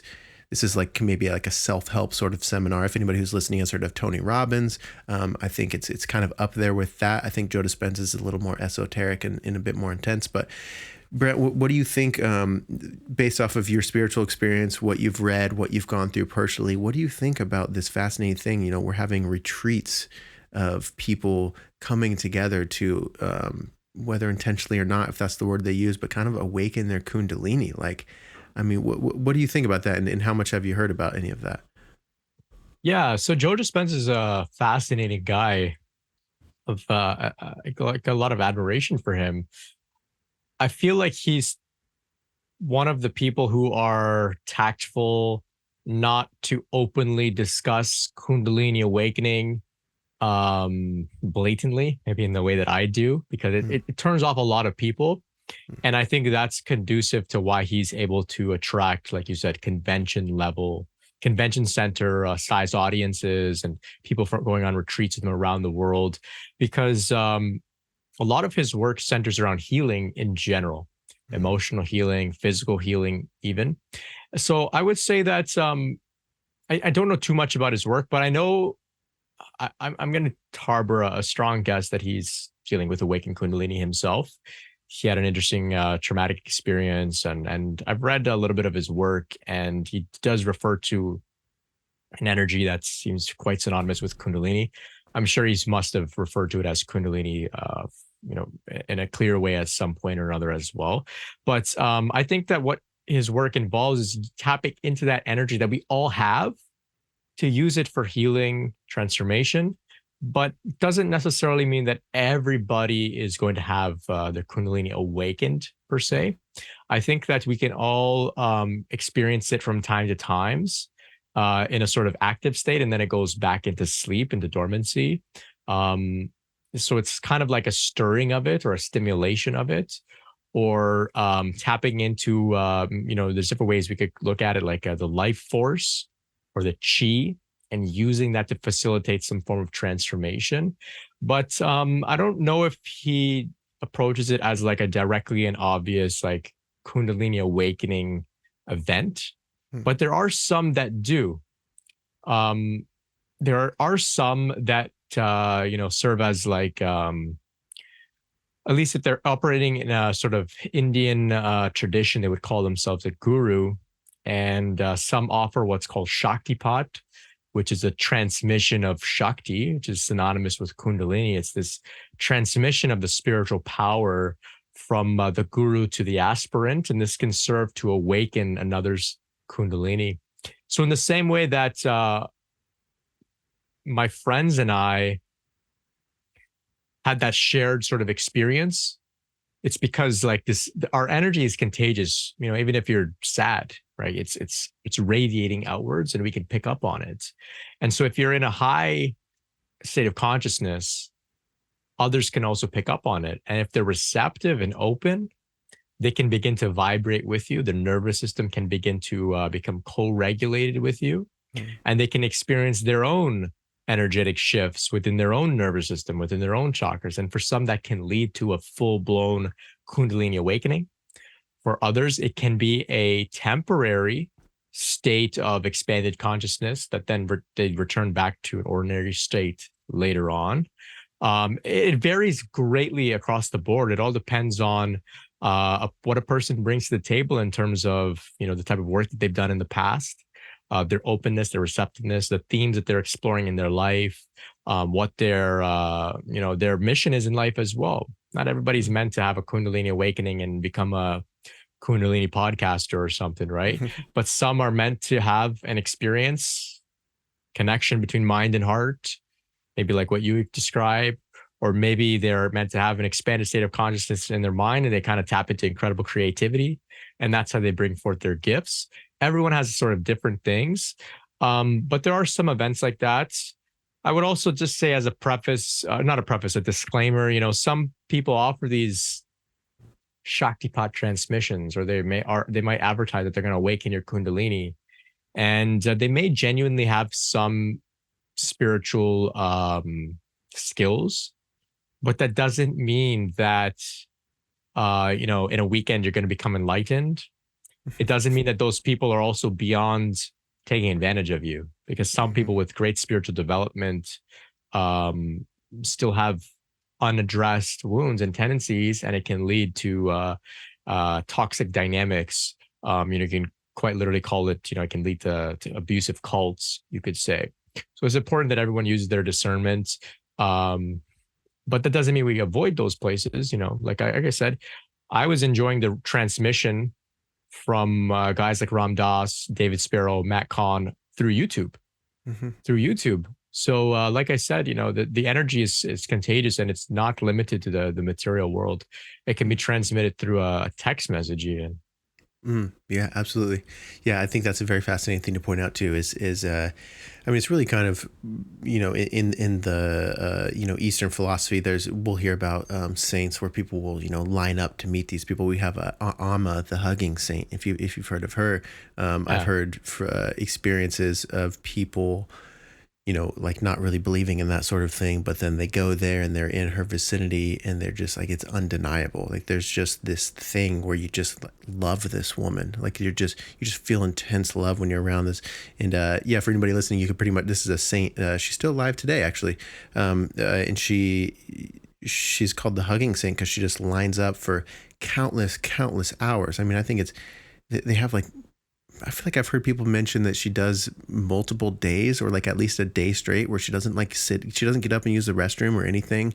She just, Yeah. one person after the next gets to hug her and they feel this intense bliss, and she's present with every single person, and she'll be, like matching their energy and yeah. So it's interesting that we have these beings, and we're all these beings too, is what's actually very interesting, that we almost have like have an influence on other people's energy. We have there's like a permission to see some form of truth with some versions of the spiritual path. And I think, I guess, Brent, I brought up the Joe Dispenza thing, because whether they use the language or not, that kind of seems like what they're doing. Like again, before I really knew much about Kundalini or anything about Kundalini, I was doing some just like guided meditations from Joe Dispenza, and you're kind of intentionally like squeezing these different areas of your body, and you're kind of like imagining things going up through your head. So I don't think that he's trying to like cause massive Kundalini awakenings, but he certainly is. It's through the realm of healing. But I will say, that's why I'm grateful for your work. I'm grateful for people like you who are, you're peppering your YouTube channel with just such perfect tools to use along the way. So like maybe people who have listened to your channel are coming to you from reading Joe Dispenza's work, or not, not even just him, just these various teachers who are,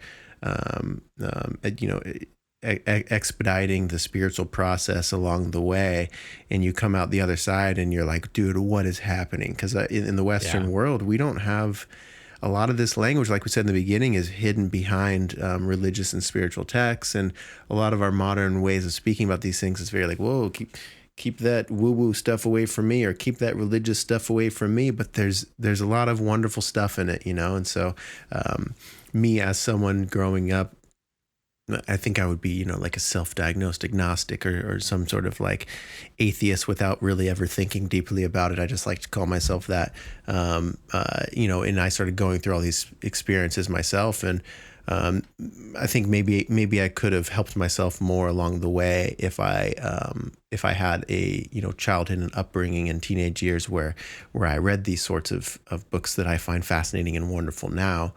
There's just a lot of good, juicy, real human, energetic / being a grounded human being. It meshes very well in that realm.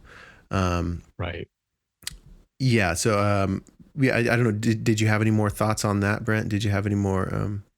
Yeah. Well, I wanted to just thank you for checking out my work in general. I appreciate the support.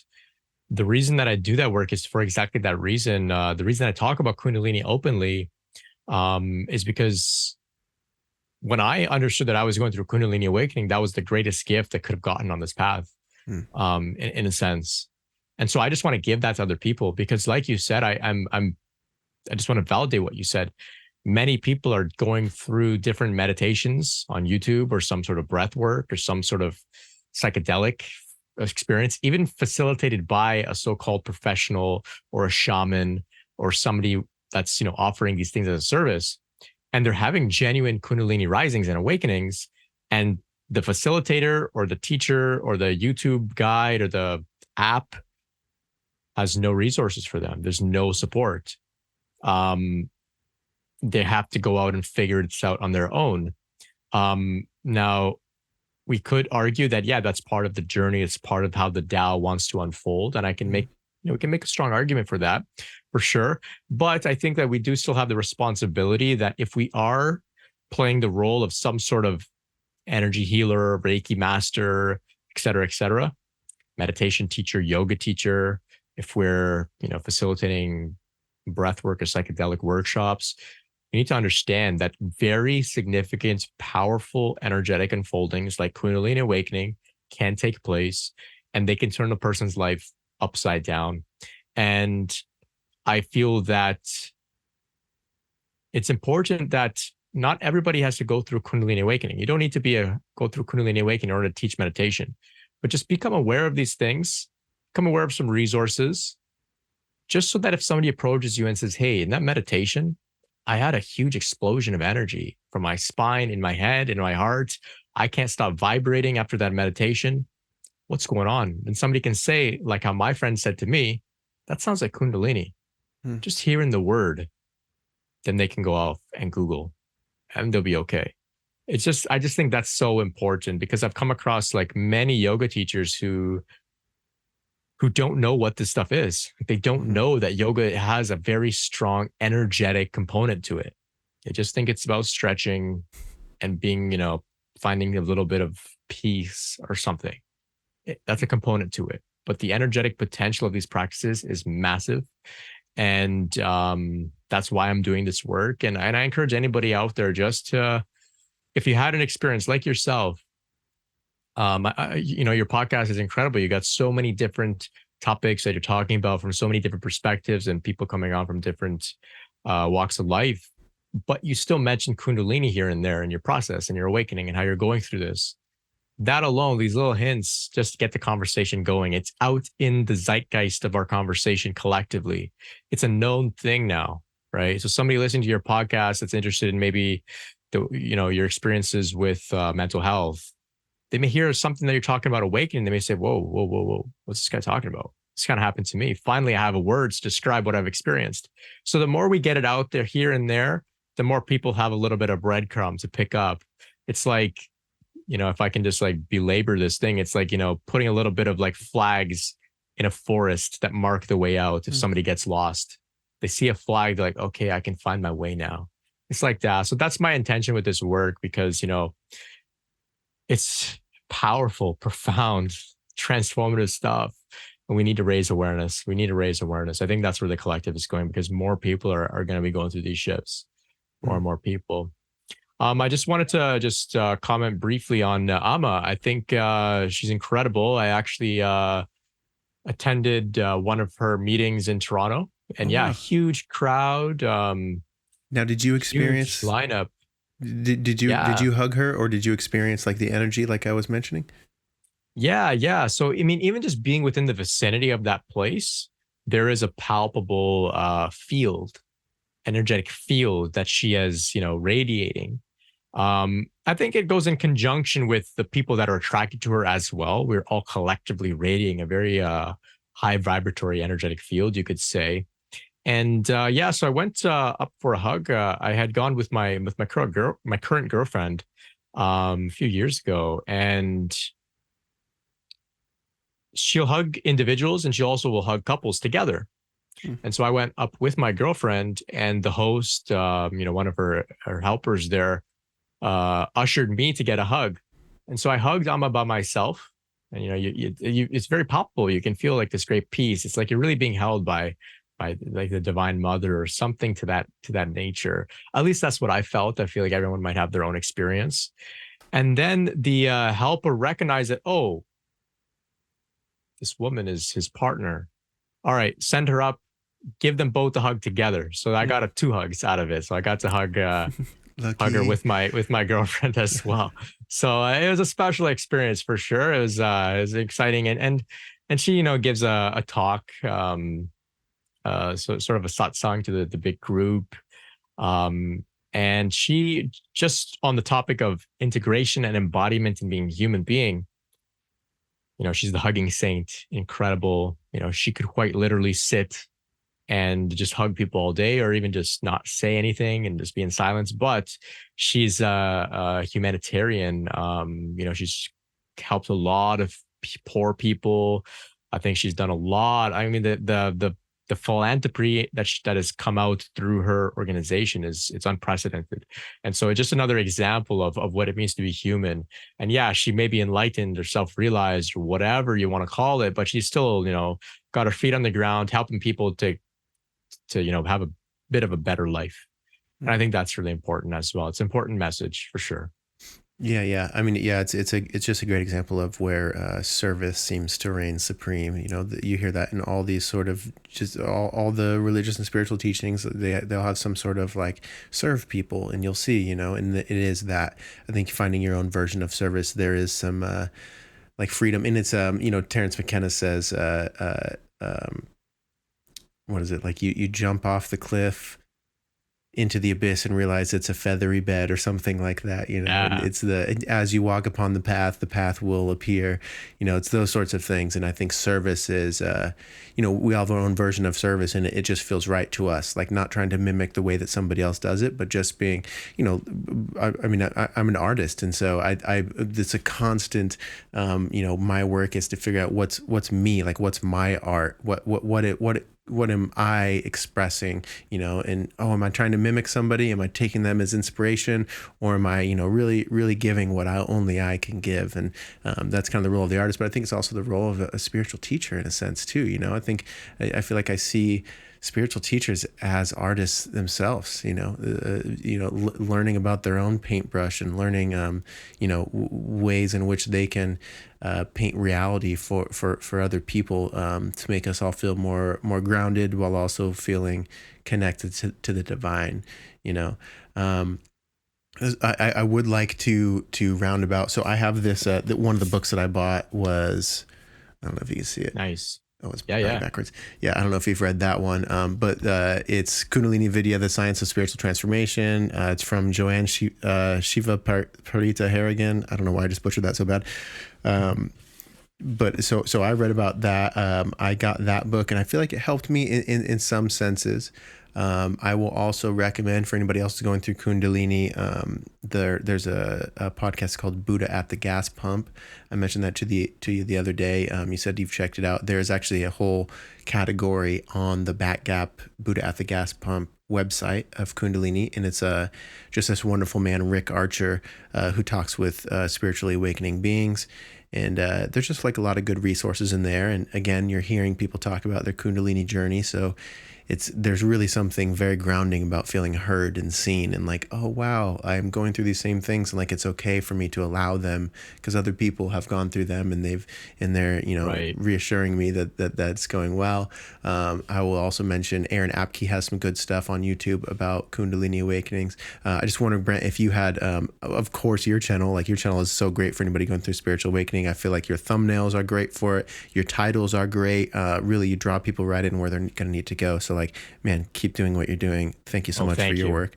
But do you have anybody else that you might kind of throw into the pile for anybody who maybe they've listened up to this point and they're like, wow, I think I have gone through this, or I am going through this, or I know a friend who's going through this.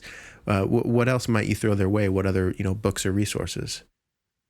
I recently read a book by an incredible woman named Dr. Yvonne Cason. It's called Touched by the Light. I found Yeah. that to be really clear, documenting some of the after effects, the physical after effects, the energetic after effects, psychic after effects of the awakening process. She's incredible. She's been through her own really significant shifts.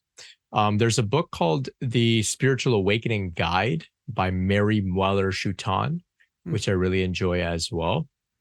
Uh, Especially after the major shifts on the mind level, like how I described earlier on in my journey, that massive awakening in my mind, seeing, non-duality, or the shift out of ego and no self.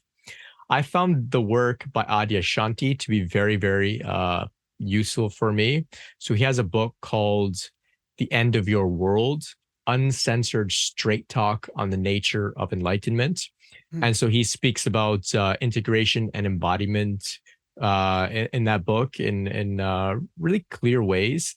He is another teacher that doesn't openly talk about Kundalini, but from what I understand, he's been through Kundalini Awakening. It's not within the wording that he uses often, but it's there. And there's many teachers that have gone through it that don't talk about it openly, because of course it's polarizing and scary for some. It can turn some people off. Let me see here. I love, of course, The Power of Now.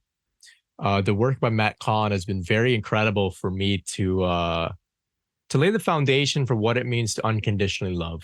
I found Matt Kahn's work to really be incredible. And for a bit of I guess I could say light, enjoyable read, Ram Dass's Be Here Now. Oh yeah. Uh, A plus. Yeah. Incredible. Incredible. Yeah. Yeah.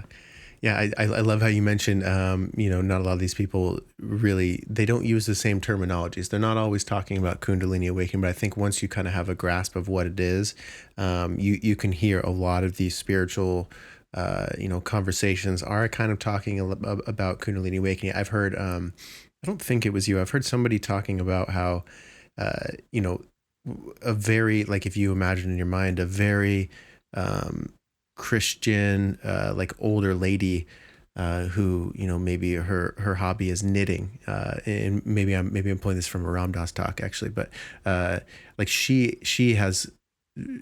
may have gone through a very profound Kundalini awakening, but she would never use those terminologies.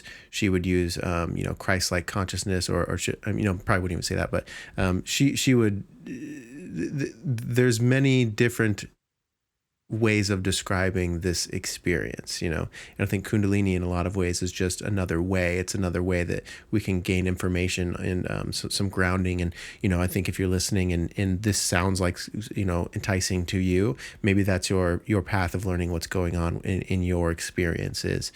Maybe you pursue a little bit farther down Kundalini Awakening, whether you typically use those terminologies or not. Just to say that many different people are going through what we would probably consider Kundalini Awakening if it's something that we all had a similar language for.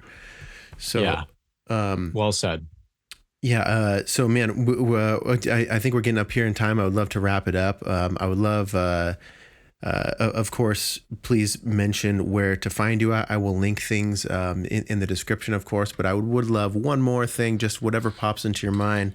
For anybody listening who is going through a Kundalini Awakening or has going through a Kundalini Awakening, or they're just on the spiritual path, do you have a message for them? Do you have anything that comes to mind? Like what speak to these people who are on the awakening path. Anything pop into your mind, Brett?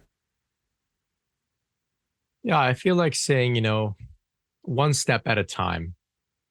When things are difficult, just be with that one step, that one difficult step. When things are going great, you can also recognize that you're walking, you're moving. Even the great things may change as you continue forward. So you enjoy those things, but be mindful as well that nothing lasts, good or bad, one step at a time. Be fully present with whatever's there, the difficult things, the exciting things, the mystical things. I like to think of it as a journey. Part of my aim is to really squash the idea that there's ever a finish line. No finish line, not in my view. We keep going and exploring new things and revisiting things in new ways. And no matter what you're going through, it's all welcome unconditionally. Unconditionally. The real deal spiritual path with an open heart does not push anything away. Nothing at all. It's all welcome here. Yeah. So beautifully said. So beautifully said. Yeah. Allow it. Allow it. That's absolutely beautiful. All right, man. Real quick, drop where to find you at. You're under Brent Spirit on Instagram and YouTube and everything. Yeah. Yeah, Brent Spirit. Yeah. And you can also find me on my website, brentspirit.com. I've got my podcast on Spotify and Apple. It's called The Spiritual Awakening Show. Excellent. Cool. Definitely check that out. Brent, thank you so much for your time. Again, I will link all of those sorts of things. And man, certainly stay in touch. I really love talking to you, man. And I really love just consuming your work. And I love, as I'm scrolling through on Instagram and stuff, just seeing your clips. So please keep doing what you're doing. And thank you so much for doing it. Oh, thank you. You're so welcome. And right back at you, man. Keep doing what you're doing. I've been listening to some of your music, spoken word. Cool stuff, man. I really had a great time today. So thank you. Thank you so much. Cool. Excellent, man. We'll be in touch. I'll let you know. I'll tag you in clips and whatnot as I make them. And then once I drop the episode, I'll shoot you a message. Okay. Sweet. All right. Take care now. Cool. Love yourself, everybody. Peace out. Much love. Peace. Hello and welcome to the Junkyard Love Podcast.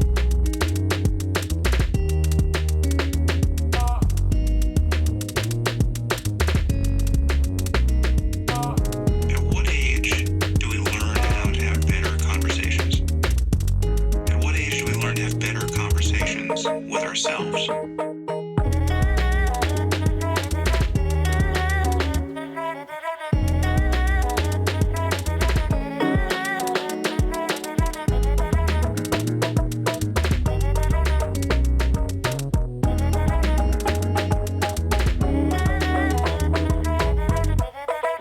knowledge is power.